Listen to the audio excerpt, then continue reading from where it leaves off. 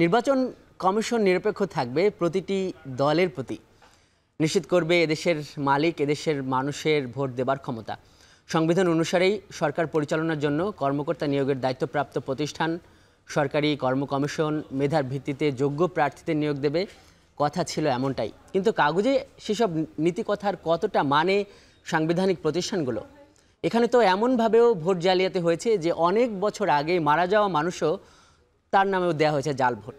দিনের ভোট আগের রাতে করে ফেলা, ডামি নির্বাচন নামের কত ধরনের নির্বাচন প্রহসনের সাক্ষী এখানকার মানুষ। সংবিধানের প্রতি, মানুষের প্রতি দায়বদ্ধ প্রতিষ্ঠানগুলো কেন দলীয় ভূমিকা অবতীর্ণ হয় বারবার? এসব প্রতিষ্ঠান যারা চালাবেন তাদের নিয়োগ কেন দেওয়া হয় দলীয়ভাবেই? গণঅভ্যুত্থান পরবর্তী সময় যখন সংবিধান ও সংবিধিবদ্ধ এসব প্রতিষ্ঠানের সংস্কার নিয়ে ব্যাপক আলোচনা, তখন আজকের ভোটের ট্রেনের প্রধান আলোচনার বিষয় সাংবিধানিক প্রতিষ্ঠানে নিয়োগের বিধান। চলুন শুরুতেই দেখে নেই সাংবিধানিক বিভিন্ন প্রতিষ্ঠান ও তাদের নিয়োগকর্তাদের। যেটি আমরা দেখছি যে নির্বাচন কমিশন, সরকারি কর্ম কমিশন, মহা হিসাব নিরীক্ষক ও নিয়ন্ত্রক, দুর্নীতি দমন কমিশন, ন্যায়পাল, মোটামুটি সাংবিধানিক প্রতিষ্ঠানগুলোর মধ্যে এগুলো উল্লেখযোগ্য। এবং আমরা দেখছি যে সবগুলো প্রতিষ্ঠানেরই নিয়োগদাতা এক সংবিধান অনুসারে রাষ্ট্রপতি। এবং নির্বাচন কমিশনের কথা বলা আছে সংবিধানের 118 অনুচ্ছেদে এবং এর নিয়োগের কথা বলা আছে 18-1 অনুচ্ছেদে। সরকারি কর্ম কমিশন এর কথা বলা আছে 137-এ, মহা হিসাব নিরীক্ষক ও নিয়ন্ত্রক এর কথা বলা আছে 127-এ। দুর্নীতি দমন কমিশনের বিষয়টি এখনও সংবিধানে অন্তর্ভুক্ত হয়নি এবং ন্যায়পাল সংক্রান্ত বিধান আছে 77 অনুচ্ছেদে। এবং সব ক্ষেত্রে আমরা দেখছি যে এখানকার নিয়োগদাতা রাষ্ট্রপতি, কিন্তু মানে এই যে 118-1 অনুচ্ছেদে নির্বাচন কমিশনের নিয়োগের কথা বলা আছে, কিন্তু কিভাবে লেখা আছে সেই বিষয়টা আমরা একটু দেখতে চাই। এটা বুঝতে আমরা একটু পরবর্তী স্লাইডে যেতে চাই। সেটি হলো, এখানে আমরা দেখছি যে নির্বাচন কমিশন কিভাবে নিয়োগ হবে তার একটা বিধান এখানে আছে। মূলত এটির আগে আরেকটা স্লাইড ছিল যেখানে আসলে বলা আছে যে সংবিধানের যে 118 ধারার 1 উপধারায় বলা আছে, যেটি আমি আমার প্রডিউসারকে বলবো যে এর আরেকটি স্লাইড এখানে একটি দেওয়ার জন্য, এর আগের স্লাইডটি দেওয়ার জন্য। সেটি হলো যে 118 ধারার 1 উপধারায় এখানে বলা আছে যে প্রণীত আইনের বিধানাবলী সাপেক্ষে রাষ্ট্রপতি প্রধান নির্বাচন কমিশনারকে ও অন্যান্য কমিশনারকে নিয়োগ দেবেন। কিন্তু এই রাষ্ট্রপতি যদিও নির্বাচন কমিশনারকে নিয়োগ দেন, কিন্তু মূলত এই রাষ্ট্রপতির ক্ষমতা কতটুকু সেটি আবার নির্ধারণ করা আছে। সেইখানে সংবিধানের যে 56 অনুচ্ছেদের 3 দফা অনুসারে কেবল প্রধানমন্ত্রী ও 95 অনুচ্ছেদের 1 দফা অনুসারে প্রধান বিচারপতি নিয়োগের ক্ষেত্র ব্যতীত রাষ্ট্রপতি তাহার অন্য সকল দায়িত্ব পালনে প্রধানমন্ত্রীর পরামর্শ অনুযায়ী করিবেন। তার মানে যদিও এই সমস্ত নিয়োগগুলো রাষ্ট্রপতি দিচ্ছে, কিন্তু এই সমস্ত নিয়োগের সিদ্ধান্তগুলো মূলত রাষ্ট্রপতিকে নিতে হচ্ছে প্রধানমন্ত্রীর পরামর্শ অনুযায়ী। আমরা একটু পরবর্তী স্লাইডে যাব। এই যখন পরিস্থিতি, তখন আমরা এই নতুন আরেকটি যে নিয়োগ কমিটি সেটির ব্যাপারে আলোচনা হচ্ছে। আমরা একটু পরবর্তী স্লাইডে যাই। সেটি বলা হচ্ছে যে নতুন মানে একজন দলীয় প্রধান কিংবা প্রধানমন্ত্রীর পরামর্শে যখন একজন নির্বাচন কমিশনার কিংবা অন্যান্য সাংবিধানিক প্রতিষ্ঠানে নিয়োগ হয়, তখন আর নির্দলীয় থাকতে পারে না। এর জন্য নতুন একটি নিয়োগ কমিটির আলাপে একমত হয়েছে দলগুলো। আমরা পরবর্তী স্লাইডে সেটি দেখব। সেটি হলো, দেখতে চাই যে নতুন যে নিয়োগ কমিটি সেটির আকার কেমন এবং সেটিতে কারা কারা থাকবেন।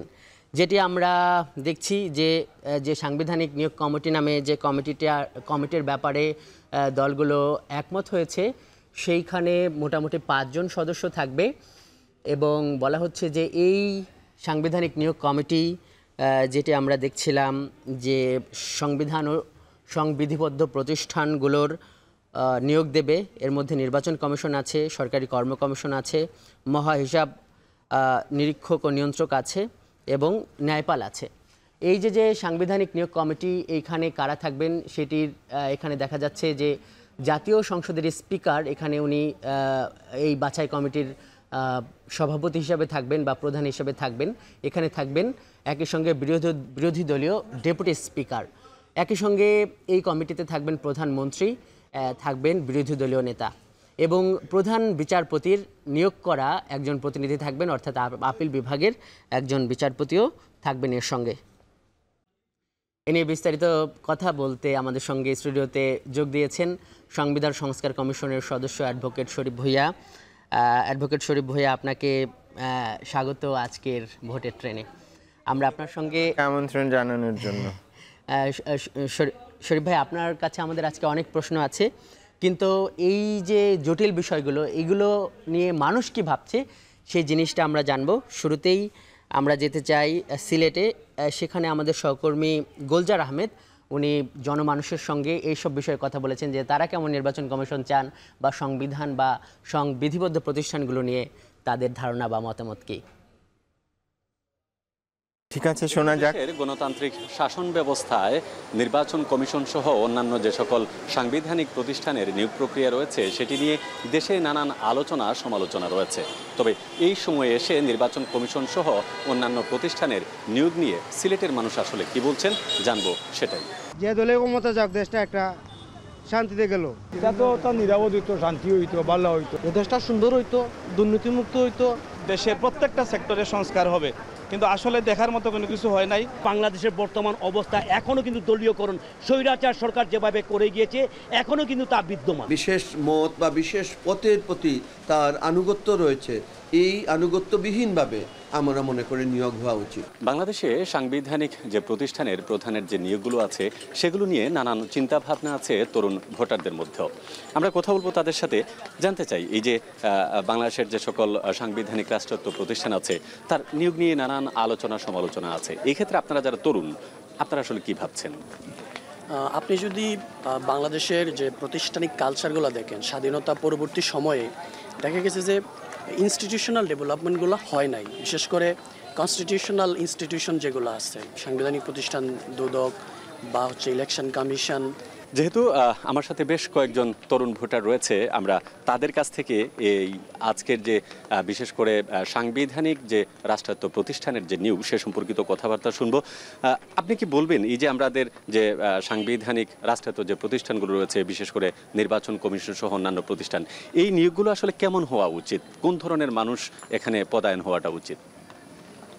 আচ্ছা, সাংবিধানিক প্রতিষ্ঠান যদি বলি আর কি, বাংলাদেশ পরিচালনার ক্ষেত্রে যেই বেসিস বা মূল ভিত্তিগুলা আছে বলা চলে, এই জিনিসগুলোর ক্ষেত্রে এই প্রতিষ্ঠানগুলো অনেক বেশি আপনার অবদান রাখে। তো এই পদগুলাতে বা এই পজিশনগুলোতে দেওয়ার জন্য অবশ্যই এমন কাউকে নিয়োগ করা উচিত যার খুব ভালো এক্সপিরিয়েন্স আছে। এই পজিশনগুলোতে যারা থাকেন তাদের নিয়ে এক ধরনের অস্বচ্ছতা দেখাতে, ট্রান্সপারেন্সি, তারপর পাংচুয়ালিটি, এই বিষয়গুলো তারা মেনটেন করে কিনা, আর যারা আসবেন তারা ওই রিলেটেড ফিল্ডে তাদের এক্সপিরিয়েন্স আছে কিনা। পিএসসি, দুদক, এই জায়গায় বোর্ড মেম্বার নিয়োগের ক্ষেত্রেও যাতে একটা স্বাধীন নির্বাচন কমিশন বা স্বাধীন কমিশন গঠন করা হয়। রাষ্ট্র, গণতন্ত্র, সংবিধান কিংবা নির্বাচন, এসব সাধারণ মানুষের চিন্তাভাবনার বাইরেও সচেতন নাগরিক সমাজের রয়েছে ভিন্ন চিন্তাভাবনা। সেই নির্বাচন বা রাষ্ট্র সংস্কার, এসব বিষয়ে তাদের মতামতই বা কি, জানবো তাদের কাছ থেকে। সাংবিধানিকভাবে স্বীকৃত যে প্রতিষ্ঠানগুলো, সেখানে আসলে ওখানে ব্যাখ্যাই আছে যে কারা কারা এই প্রতিষ্ঠানগুলোর দায়িত্বে থাকবেন। তো সেখানে আমার যেটা মনে হয় যোগ্যতাটাই মুখ্য মাপকাঠি হওয়া উচিত। লিগ্যাল জায়গাটা সবসময় ঠিকমতো ওয়ার্ক করে না। যারা নিয়োগ দিবেন, বিশেষ করে সরকারের বা সরকারের সাথে সংশ্লিষ্ট যারা আছেন, তাদেরকে এই জায়গাটা বুঝতে হবে যে কোন সব ব্যক্তিকে নিয়োগ দিলে তার নিরপেক্ষতা বজায় রাখতে পারবেন। রাজনৈতিক একটা প্রভাব থাকে, দেখা যায় আইদার আওয়ামী লীগ, নর বিএনপি অথবা যে কোনো একটা পার্টির হোক, তারা তাদের একজন ব্যক্তিকে এখানে নিয়ে আসে যাতে পরবর্তীতে এখানে তাদের মূল উদ্দেশ্যকে কাজে লাগানো যায়। সার্চ কমিটি যেটা গঠিত হয় নির্বাচন কমিশন বলেন দুদকের ক্ষেত্রে, এই সার্চ কমিটিতে একদম নিরপেক্ষ মানুষ দরকার এবং যারা দলীয় প্রভাব মুক্ত হয়ে শির দ্বারা উঁচু করে কাজ করতে পারবেন তাদেরকেই দরকার। নির্বাচন কমিশন সহ বাংলাদেশের যে সাংবিধানিক প্রতিষ্ঠানের নিয়োগে স্বচ্ছতা না থাকলে অনেকটা দুর্বল হয়ে পড়ে গণতন্ত্র ব্যবস্থা। তাই নির্বাচনের স্বার্থে এবং রাষ্ট্রের জন্যই মূলত এসব প্রতিষ্ঠানের সংস্কারের পক্ষে মত দিয়েছেন প্রান্তিক জনপদের সাধারণ মানুষজন।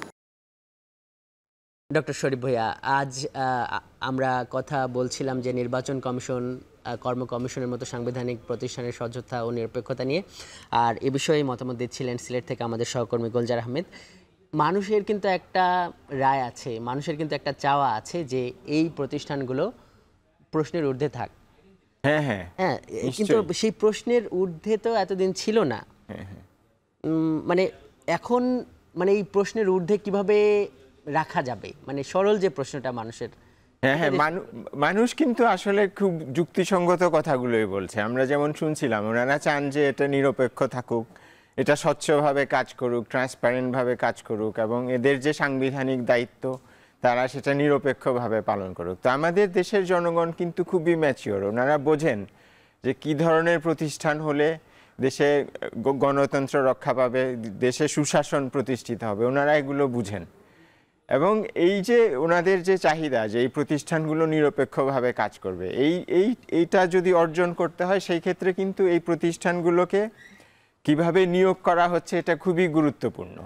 কারণ এটা যদি একদম দলীয় ভিত্তিতে নিয়োগ করা হয় তাহলে কখনোই এই প্রতিষ্ঠানগুলো নিরপেক্ষভাবে কাজ করবে না। এবং আমাদের গত 15 বছরে যে দুঃশাসনের যে অভিজ্ঞতা, তার একটা প্রধানতম কারণ হচ্ছে আমাদের কোনো প্রতিষ্ঠান কাজ করেনি। সেটা আমাদের সুপ্রিম কোর্ট থেকে শুরু করে আমাদের নির্বাচন কমিশন, দুর্নীতি দমন কমিশন, যত ধরনের সাংবিধানিক প্রতিষ্ঠানের কথা আপনি চিন্তা করতে পারেন, কোনো প্রতিষ্ঠানই সাংবিধানিকভাবে যেভাবে কাজ করা উচিত ছিল সেভাবে কাজ করেনি, যার ফলেই জনগণের অধিকার রক্ষিত হয়নি, যার ফলে দেশে সুশাসন প্রতিষ্ঠিত হয়নি। এবং এগুলো কাজ না করার কারণ হলো এগুলোর নিয়োগ প্রক্রিয়া ঠিক ছিল না। কাজে আমরা যদি চাই যে এগুলো নিরপেক্ষভাবে জবাবদিহিমূলকভাবে কাজ করুক, জনগণের জন্য সুশাসন প্রতিষ্ঠার জন্য কাজ করুক, অবশ্যই আমাদের নিয়োগ প্রক্রিয়া নিয়ে ভাবতে হবে।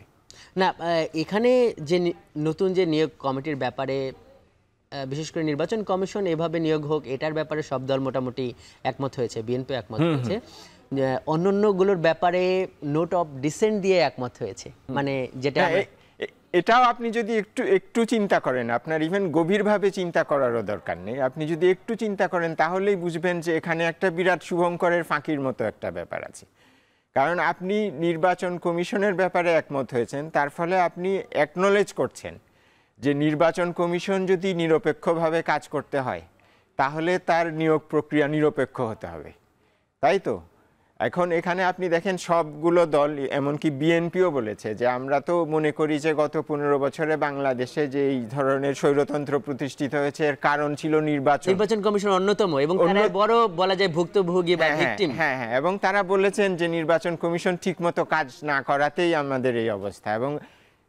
এবং বিএনপি এটাও বলেছে যে আমরা তো কমিটেড যে দেশে স্বচ্ছ সুষ্ঠু নির্বাচন হওয়ার ব্যাপারে বিএনপি 100% কমিটেড। কাজেই নির্বাচন কমিশনের নিয়োগ প্রক্রিয়ার ব্যাপারে তারা পরিবর্তন আনতে চান, কিন্তু অন্যগুলোর ব্যাপারে তারা একমত হচ্ছেন না। তো এখানে আমি শুভঙ্করের ফাঁকি এই জন্য বলছি যে আপনি তো অ্যাকনোলেজ করছেন যে নির্বাচন কমিশন একটা সাংবিধানিক প্রতিষ্ঠান হিসাবে নিরপেক্ষভাবে এবং সাংবিধানিকভাবে দায়িত্ব পালন করতে হলে এর নিয়োগ প্রক্রিয়াকে আপনার পরিবর্তন করতে হবে, নিয়োগ প্রক্রিয়াকে নিরপেক্ষ করতে হবে।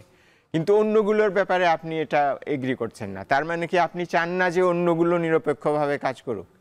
আপনি যদি মেনে নেন যে নির্বাচন কমিশন নিরপেক্ষভাবে কাজ করতে হলে এর নিয়োগ প্রক্রিয়া আপনার সংশোধন করতে হবে, তাহলে তো অন্য প্রতিষ্ঠানগুলোর এটাও নিরপেক্ষভাবে কাজ করতে হলে তার নিয়োগ প্রক্রিয়াও আপনাকে ঠিক করতে হবে, তাই না?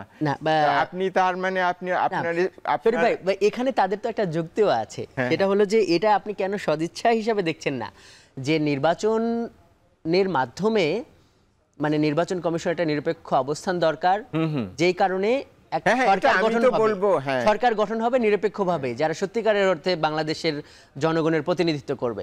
কিন্তু তারা বলছে যে সরকার গঠন হবার পর বাকি কমিশনগুলো যদি এই ধরনের কমিটির মাধ্যমে করা হয়, তখন সরকারের বা নির্বাহী ক্ষমতাকে কার্টেল করা হবে বা সংকুচিত করা হবে। এই কথাটা তো তারা বলছে। তো হ্যাঁ, সেটাতে আমি আসছি। তবে হ্যাঁ, আমার একটু ভুল হয়েছে। আমি প্রথমে বিএনপিকে অবশ্যই অসংখ্য ধন্যবাদ দিব এবং সাধুবাদ জানাবো, এবং বিএনপি এক ধন্যবাদ পাওয়ার দাবিদার যে তারা নির্বাচন কমিশনের নিয়োগের ব্যাপারে একটা নিরপেক্ষ পদ্ধতির ব্যাপারে তারা একমত হয়েছেন। এই জন্য আমি অবশ্যই বিএনপিকে ধন্যবাদ দিব, এবং এটা আমি আগে না দেওয়ার জন্য আমি ক্ষমা চেয়ে নিচ্ছি।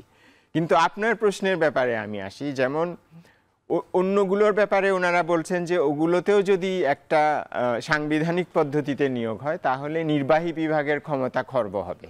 হ্যাঁ, কিন্তু আপনি এটাও একটু চিন্তা করতে হবে যে এগুলো কিন্তু নির্বাহী বিভাগের অংশ না।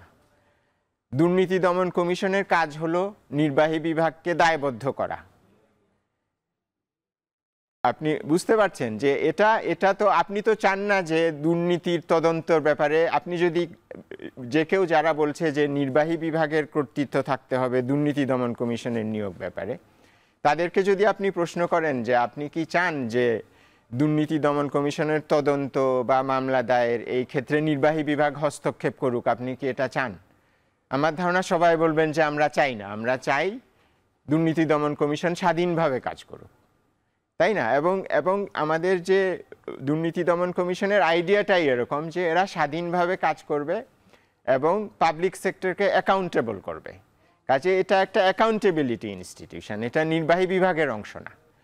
তো আপনি যদি চান যে এটা নিরপেক্ষভাবে কাজ করবে, তাহলে কেন আপনি এটার নিয়োগের ক্ষেত্রে সমস্ত ক্ষমতা আপনার কাছে রাখতে চাবেন? তাহলে তো আপনি এই ক্ষমতাটা ছেড়ে দিতে পারেন, যেহেতু এটা নিরপেক্ষভাবে কাজ করার কথা, নিরপেক্ষভাবে নির্বাহী বিভাগকে এবং অন্য সংস্থাকে অ্যাকাউন্টেবল করার কথা। কাজে এটার নিয়োগও নিরপেক্ষ হতে হবে, কারণ এটা তো আপনার এক্সিকিউটিভ পাওয়ার এক্সারসাইজ করার একটা আর্ম না, এটা এক্সিকিউটিভকে অ্যাকাউন্টেবল করার একটা প্রতিষ্ঠান। এবং একই কথা অন্য কমিশনগুলোর ক্ষেত্রেও বলা যায়। মানে সরকার যদি তার নির্বাহী কাজ ভালোমতো পরিচালনা করার জন্য সে যদি পছন্দের প্রার্থীকে যদি নিয়োগ দেয়, ধরেন সরকারি কর্ম কমিশনের মাধ্যমে, সেটি কি কিন্তু দুর্নীতি দমন কমিশনের কাজ তো নির্বাহী কাজ। কিন্তু সরকারি কর্ম কমিশন তো মানে সরকার পরিচালনার মানে সরকারি কর্ম কমিশনের কাজও নির্বাহী কাজ তো না, এটা তো একটা ইন্ডিপেন্ডেন্ট কাজ, সে স্বাধীনভাবে নিয়োগ দিবে। এই যে আমাদের নিয়োগ নিয়ে এত সমস্যা হয়েছে, আমাদের 15 বছরের সমস্যার মধ্যে তো নিয়োগও একটা সমস্যা ছিল। তো নিয়োগ তার পদ্ধতি থাকবে, মেরিটের ভিত্তিতে নিয়োগ দিবে, এবং আমরা তো চাইবো যে এটা এক্সিকিউটিভের থেকে হস্তক্ষেপ হবে না, তাই না? আমরা তো চাইবো যে এটা স্বাধীনভাবে কাজ করবে, আর সরকারের কাজ হলো দেশ পরিচালনা করা। কিন্তু এইখানে যেই কমিটিটা আমরা এখানে দেখছি 5 সদস্যের যে কমিটি, মানে সরকার দল থেকে 2 জন, প্রধানমন্ত্রী এবং স্পিকার, আর বিরোধী দল থেকে 2 জন বিরোধী দলীয় ডেপুটি স্পিকার, বিরোধী দলীয় নেতা থাকছে, আর এই প্রধান বিচারপতির একজন প্রতিনিধি থাকছে। মানে আপনার কি মনে হয় না যে এই ধরনের একটা যদি কমিটি হয়, সেখানে মানে ঐক্যমত্যে পৌঁছানোর ক্ষেত্রে একটা ঝামেলা হতে পারে, বা তখন কিভাবে আসলে এই প্রতিনিধি বা এই ধরনের যারা প্রধান হবেন তাদের নিয়োগ দেওয়া হবে, সেই প্রশ্নের উত্তর আপনার কাছ থেকে নেব ডক্টর শরীফ ভূঁইয়া। তার আগে যেতে হবে একটি বিরতিতে।